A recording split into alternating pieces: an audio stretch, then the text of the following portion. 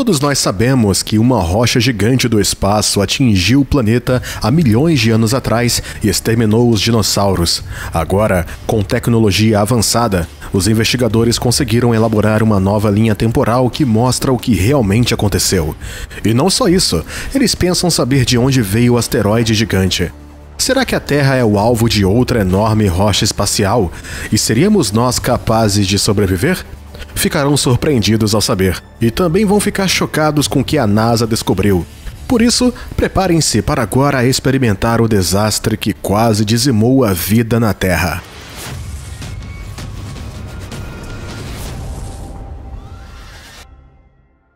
O impacto do asteroide gigante em águas pouco profundas no Golfo do México há 65 milhões de anos já era ruim o suficiente.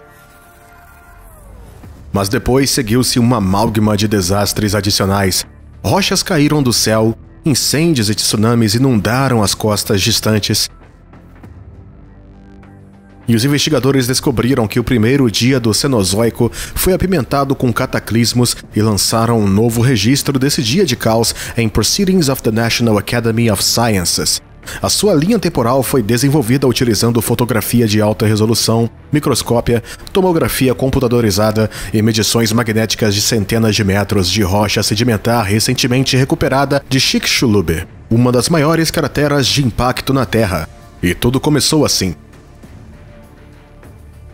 Imagine que esteve em algum lugar na América do Norte há 65 milhões de anos atrás e quando os dinossauros ainda dominavam a Terra, e você estava olhando para o céu noturno. Você teria visto algo parecido com uma estrela brilhando, mas se observasse essa luz peculiar durante 1 ou 2 horas, o objeto pareceria crescer em brilho, mas mal se movia. O que estaria a ver não seria uma estrela, mas um enorme asteroide com uma largura entre 11 a 80 quilômetros, em rota de impacto com a Terra a 72 mil quilômetros por hora. Horas mais tarde, o asteroide arado através da atmosfera terrestre dirige-se diretamente para onde hoje se encontra a península de Yucatán. Com os impactos dessa velocidade, a atmosfera da Terra age como água.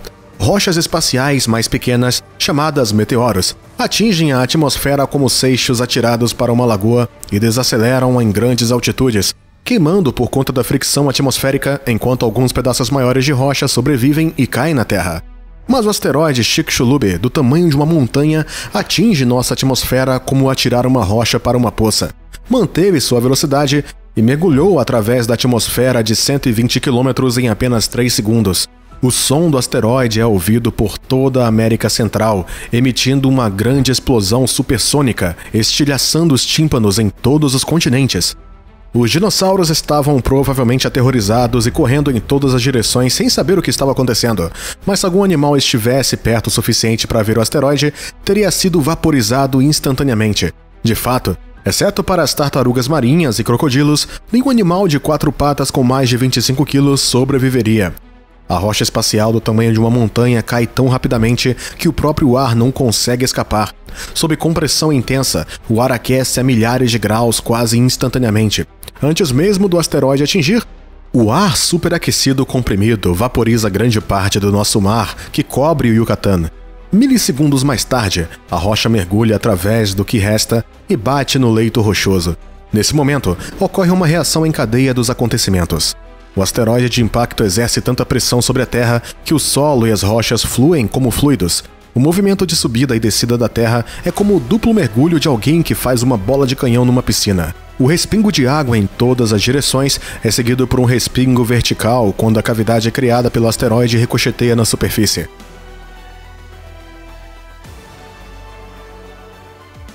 A primeira parede de terra goivada para fora no momento do impacto tem mais de 32 km de altura. O buraco de impacto quase rompe o manto da Terra, e quando a cavidade se recupera para formar o respingo vertical, a Terra sobe a mais de 1.600 km por hora para alturas superiores ao Monte Everest.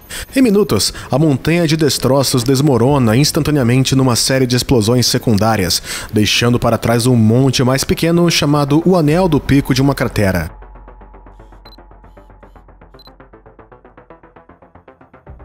No mesmo momento, O asteroide atinge o Yucatán e aplica sua pressão sobre a rocha, convertendo a energia cinética de uma rocha de 7,5 bilhões de toneladas viajando a 16 km por segundo, em um calor abrasador num instante.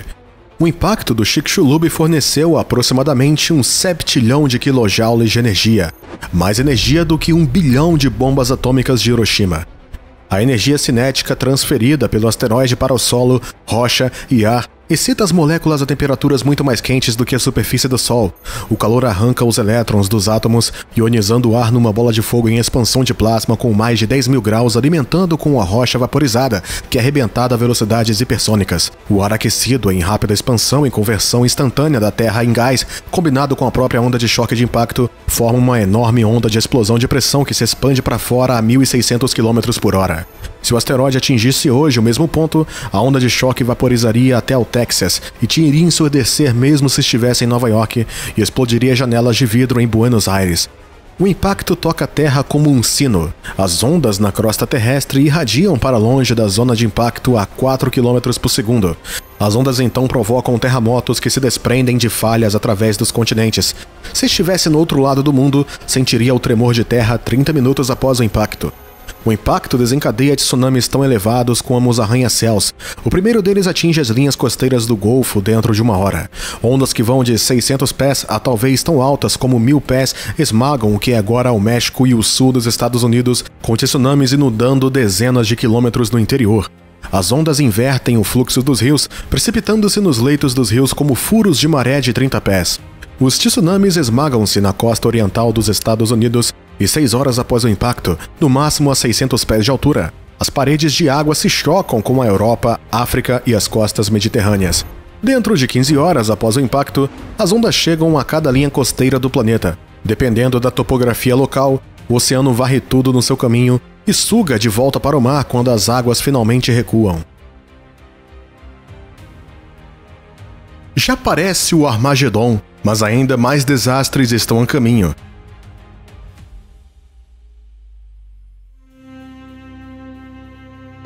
Quando as grandes rochas atingem, o seu respingo representa 25 trilhões de toneladas de terra que lança em trajetórias balísticas, algumas a velocidades excedendo a velocidade de escape da Terra. As rochas saíram da força gravitacional para orbitar o Sol e parte do material alcançou a Lua. Mas a maioria dos detritos ejetados regressou à Terra dentro de 1 hora. Esses pedaços de vidro, chamados tequiches, alguns tão grandes como carros, mas a maioria do tamanho de mármores, orbitam a Terra a velocidades até 300 km por hora. Em quantidades letais, independente da localização dos dinossauros na Terra, foram atingidos por esta tempestade de granizo ardente. Mas estas balas de vidro não precisavam atingir os dinossauros para serem letais. À medida que estes tequiches caem, o seu atrito com a atmosfera emite radiação térmica suficiente para atear fogos em todo o planeta. Segundo algumas estimativas, o calor combinado das brasas retornando é extremo. A maioria das árvores do mundo arde, razão pela qual talvez as únicas espécies de aves que sobrevivem ao impacto são aquelas que fazem os seus ninhos no solo. Dos poucos animais terrestres maiores para evitar a extinção, quase todos têm alguns meios de escapar ao calor. Ou podem escavar, como pequenos mamíferos, cobras e lagartos, ou escapar para a água, como crocodilos ou tartarugas. Mesmo que os pobres dinossauros estivessem do outro lado do mundo, teriam precisado encontrar a proteção contra a explosão inicial do calor. Numa peça final de terrível sorte para os dinossauros, Chicxulub atinge por acaso uma área rica em petróleo e enxofre. O impacto ejeta 100 bilhões de toneladas de enxofre vaporizado e 30 mil quadrilhões de galões de água na atmosfera, que depois se condensa em nuvens de tempestade maciça e cai de volta como chuva ácida, acidificando os oceanos. Nas latitudes mais elevadas, as tempestades de neve de dimensão continental depositam dezenas de metros de neve por dia, mas o dilúvio global não dura muito, porque, para além da água, Chicxulub vaporiza e expulsa explosivamente 150 estádios de futebol que valem um petróleo da rocha rochosa de Yucatán. Este óleo condensa-se na estratosfera como uma camada de fuligem preta cobrindo a Terra. E ao contrário do enxofre e do fumo dos incêndios, o carbono circula alto acima das camadas de nuvens. E isso torna-se outro grande problema. A camada de fuligem permanece na atmosfera, reduzindo a quantidade de luz solar atingindo a superfície em 90%, durante pelo menos 2 a 3 anos. O calor inicial em forma de forno, provocado pelos tequites que regressam, é seguido por um congelamento profundo e duradouro. As temperaturas globais descem em média quase 50 graus. Os únicos lugares na Terra a evitar este congelamento profundo são Madagascar, Índia e Indonésia, que foram ilhas tropicais durante este tempo. No frio global, a evaporação quase deixa de baixar a precipitação em 80%. Quase todos os pontos da Terra fora destas ilhas tropicais secam num deserto. De onde veio esta rocha gigante? E há por aí outra que se dirige para nós? Investigadores que utilizam um supercomputador estudaram a evolução dos asteroides utilizando dados de asteroides conhecidos. A equipe de 2 membros, de Avi Loeb e Amir Siraj, sugeriu que o asteroide Chicxulub deve ter origem na nuvem de Oort, uma esfera de detritos na borda do sistema solar. Poderia ter sido um cometa muito maior que foi empurrado para fora da rota pelo campo gravitacional de Júpiter e enviado para perto do Sol, onde se partiu em vários pedaços. Estes fragmentos podem atravessar a órbita da Terra e atingir o planeta uma vez a cada 250 a 730 milhões de anos. A julgar por este estudo, não é uma questão de se poderíamos ser atingidos por outra rocha gigante do espaço exterior, mas sim quando.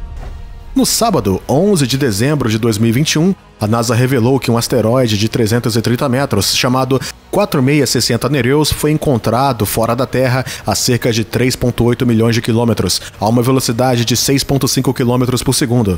Embora se possa pensar que não está muito perto, qualquer ligeiro desvio na sua órbita poderia colocá-lo numa rota direta conosco. Os astrônomos estão a seguir esta rocha potencialmente perigosa e dizem que se encontrará a 1,1 milhões de quilômetros da Terra em 2060. Lembrando que o asteroide que causou a explosão na Rússia, em Chelyabinsk, em 2013, tinha apenas 20 metros de tamanho. O ruim é que não temos nenhuma forma conhecida de defender a Terra de uma rocha espacial gigante. No entanto, a missão DART da NASA, ou Programa de Redirecionamento Duplo de Asteroides, tentará ver se uma nave espacial poderá navegar de forma autônoma para um asteroide-alvo e colidir com ele, causando um impacto que poderia empurrar o asteroide para longe. O alvo do DART é Dimorphos, uma lua de asteroide orbitando um asteroide maior chamado Didymos. A nave está programada para chegar em final de setembro de 2022, quando o sistema Didymos estiver a 11 milhões de quilômetros da Terra. No entanto, se estima que a colisão irá alterar a velocidade da Lua em uma fração de 1%.